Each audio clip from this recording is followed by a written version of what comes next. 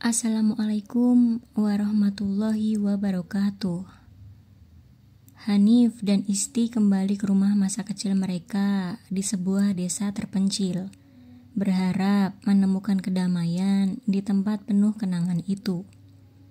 Namun, kepulangan mereka berubah menjadi mimpi buruk ketika Pak De Hoir meninggal secara misterius tepat di hadapan mereka.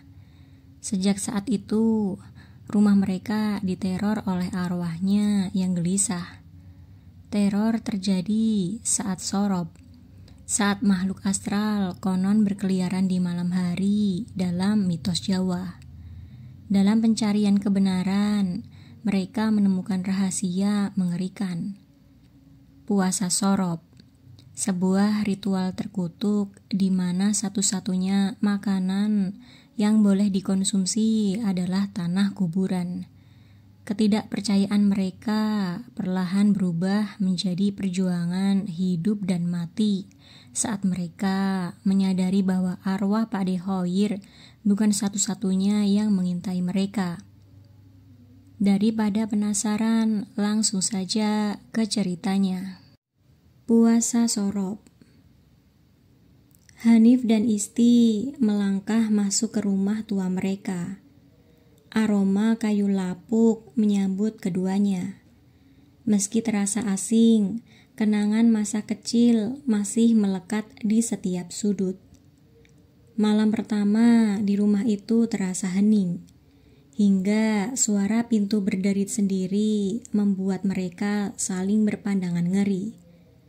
Mereka mencoba mengabaikannya, tak menyadari bahaya yang mengintai.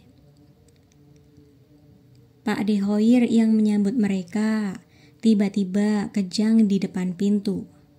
Matanya melotot, mulutnya bergetar menggumam sesuatu yang tak dimengerti.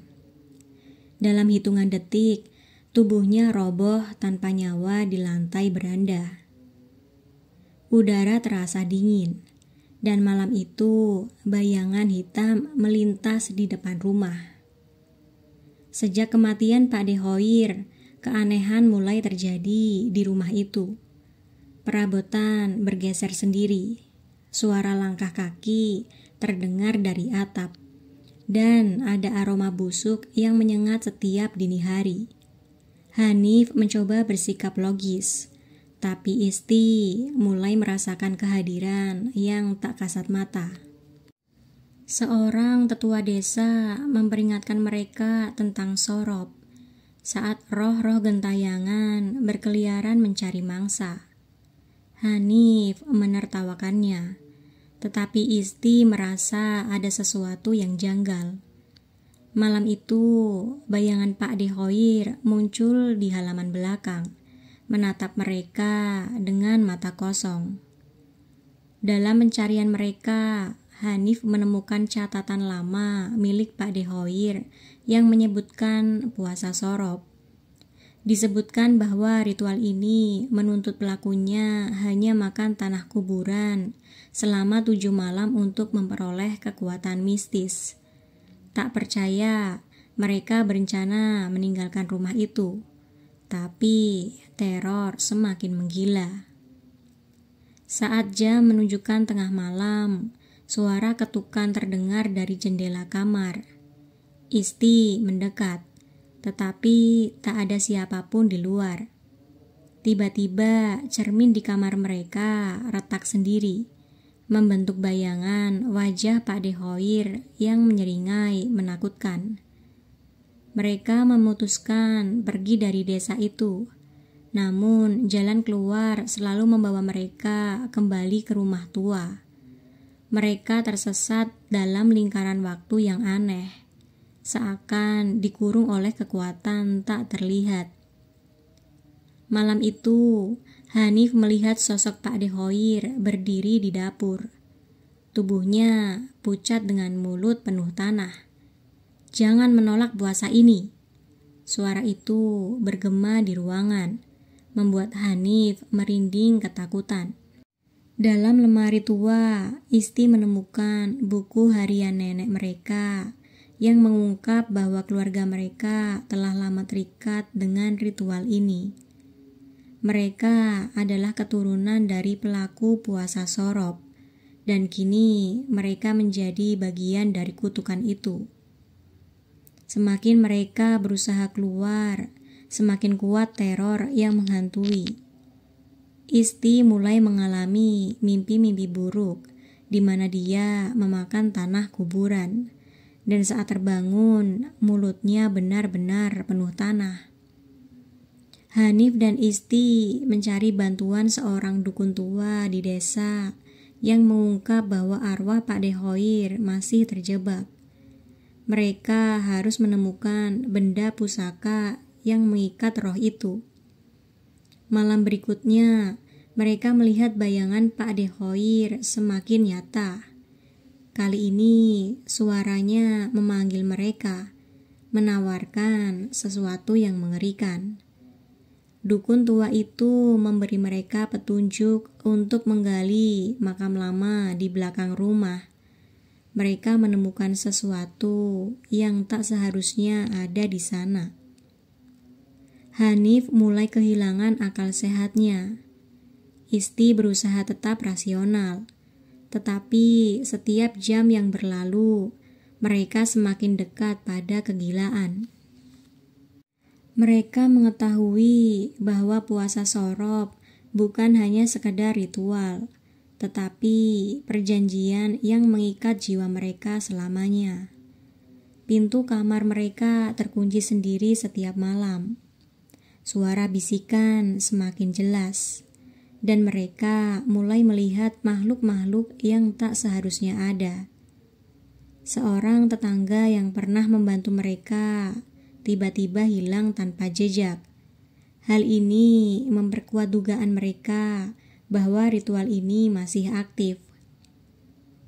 Isti mencoba memanggil arwah Pak Dehoir dengan bantuan dukun. Namun, arwah itu datang dengan cara yang lebih mengerikan dari yang mereka duga. Hanif mengalami mimpi buruk yang terasa nyata. Dalam mimpi itu, dia memakan tanah kuburan dan merasakan tubuhnya berubah. Dukun tua memberi mereka sebuah mantra yang dapat membebaskan mereka, tetapi syaratnya terlalu mengerikan.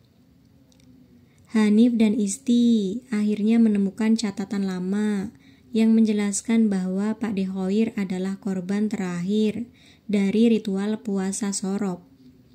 Mereka menyadari bahwa arwahnya masih terjebak karena ritual belum selesai. Kini mereka harus menentukan langkah selanjutnya sebelum semuanya terlambat. Dalam ketakutan dan keputusasaan, Isti mulai melihat tanah di sekeliling rumah seperti makanan yang menggiurkan. Hanif menyadari ada sesuatu yang berusaha menguasai pikiran mereka. Mereka harus menemukan cara untuk mengusir pengaruh jahat ini sebelum kehilangan kendali sepenuhnya. Mereka mendatangi kuburan Pak Dehoir untuk mencari jawaban. Di sana, mereka menemukan bekas sesaji yang sudah mengering dan sebuah batu nisan yang terasa bergetar saat disentuh. Dari bayangan samar, arwah Pak Dehoir muncul dan menunjukkan sesuatu yang tersembunyi di balik tanah. Menggali kubur Pak Dehoir, mereka menemukan kendi tua berisi cairan hitam yang mengeluarkan bau busuk. Seorang dukun desa memperingatkan mereka bahwa kendi itu adalah wadah kutukan. Jika tidak dihancurkan sebelum malam sorop berikutnya, roh Pak Dehoir akan semakin kuat. Saat kembali ke rumah, keadaan semakin kacau. Benda-benda bergerak sendiri. Suara bisikan terdengar di setiap sudut. Dan bayangan Pak Dehoir tampak lebih sering muncul. Mereka sadar waktu mereka hampir habis. Dukun desa memberitahu bahwa untuk menghentikan ritual, seseorang harus menanggung akibatnya. Hanif dan Isti terjebak dalam dilema, karena tidak ada yang tahu pasti apa harga yang harus dibayar.